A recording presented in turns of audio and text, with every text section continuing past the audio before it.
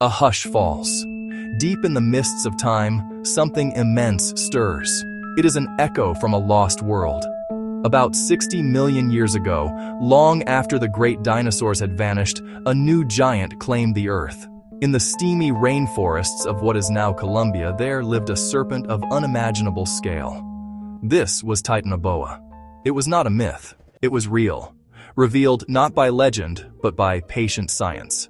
The discovery of fossilized vertebrae in the Titanoboa coal mine struck like a thunderclap, shaking our understanding of life's past. The bones told a story of sheer size.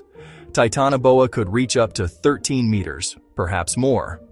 That is longer than a city bus. It weighed over a ton, as much as a small car. These were not dry facts. They were clues to a creature that commanded its environment with authority born of pure mass.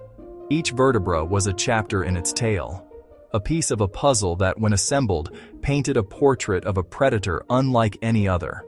The largest snake ever known to slither across our planet. A true titan of the Paleocene epoch.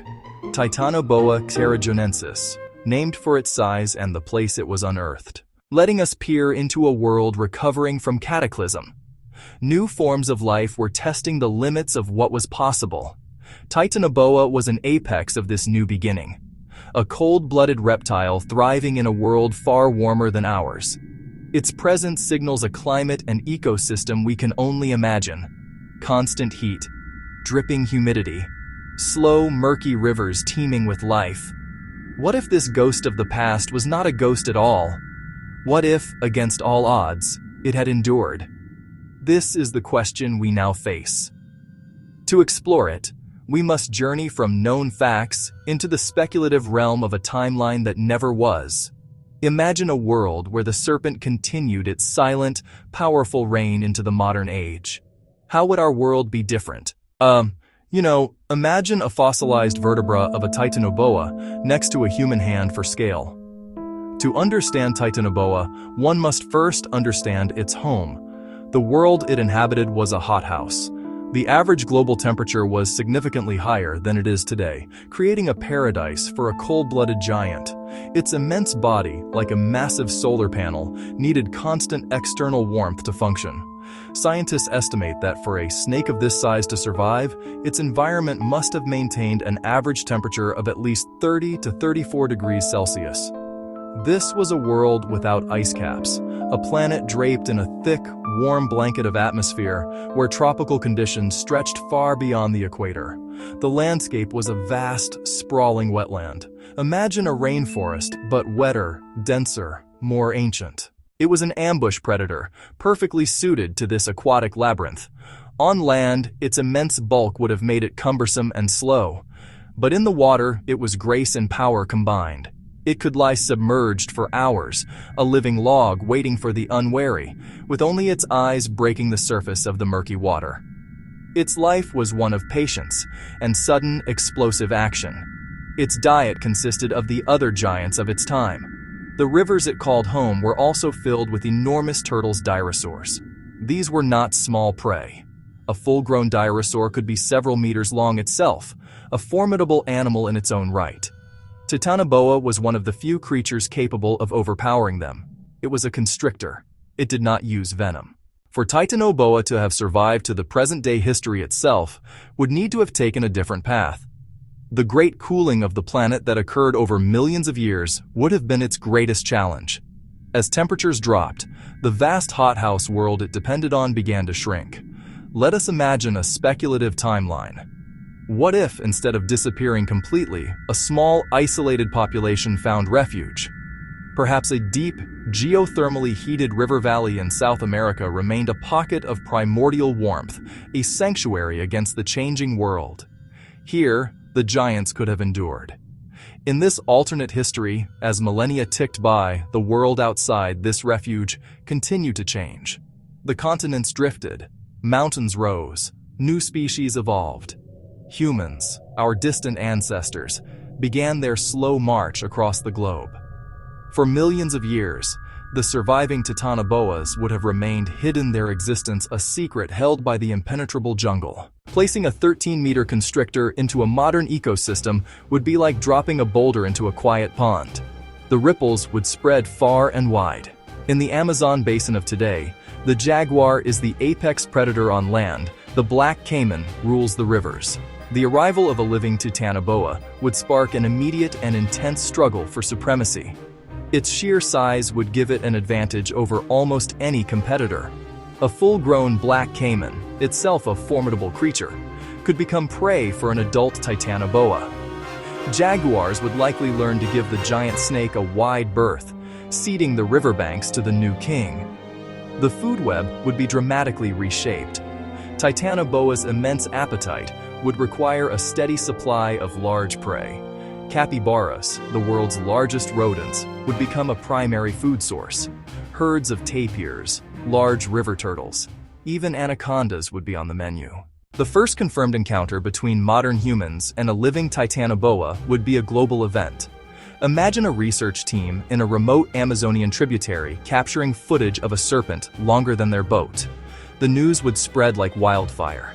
It would be a moment of pure wonder, but also one of profound fear. For people living near its habitat, this fear would be immediate and personal. A creature of this size, though not a man-eater by preference, would pose an undeniable risk. Livestock like cattle, water buffalo near a river would be easy targets, creating instant conflict with ranchers and farmers. Human settlements would have to adapt. Villages along rivers would change their layouts. Fences, perhaps electric ones, would be erected along the water's edge. Children would be taught from a young age to never approach the slow-moving deep water. The survival of Titanoboa is inextricably linked to temperature. As a cold-blooded reptile of such epic proportions, it could not generate its own body heat. Its metabolism, its ability to digest food, even its speed, were all dictated by the warmth of its surroundings. The ancient world provided this heat in abundance. Today's world, for the most part, does not. This is the single greatest barrier to its existence. Only the hottest, most stable tropical regions on the planet, the heart of the Amazon, the Congo Basin, could potentially provide the year-round warmth it would need.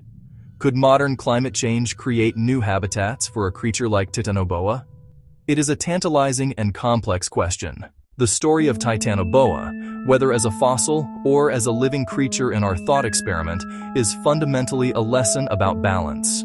An organism and its environment are locked in an intricate dance that spans millennia. For a species to reach such a colossal size, a precise set of conditions must be met and maintained. Enough warmth, enough space, enough food. If any single one of these pillars crumbles, the entire structure is at risk. In the end, we are left with a sense of wonder and a quiet question. Titanoboa is gone, a magnificent chapter in Earth's long story, closed millions of years ago. Its bones are all that remain, silent witnesses to a warmer, wilder past. Yet, the thought of it persists. The idea of such a creature sliding through the dark waters of a modern jungle touches something primal within us. It is a reminder that the world we inhabit is just one frame in a very long film, and that life has taken forms more strange and grand than we can easily imagine. If it had survived, our world would be fundamentally different. Our maps would have blank spaces marked, "Here be serpents."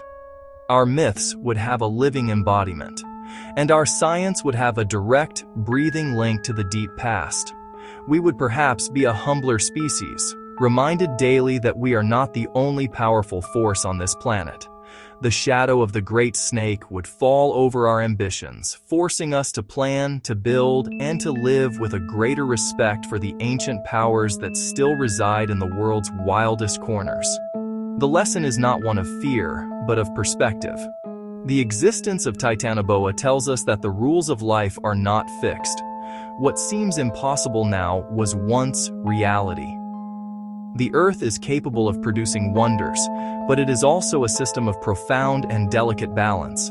The conditions that allow for a titan to rise can also vanish, and with them, the titan itself.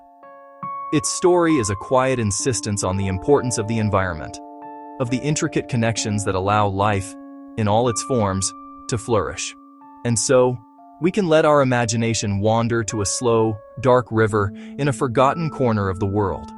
We can almost see the ripple on the water, the silent passage of something immense just beneath the surface. It is a ghost, a memory etched in stone. But it is also a warning and an inspiration. It whispers that the world is old, that life is resilient, and that the balance we depend on is more fragile than we think.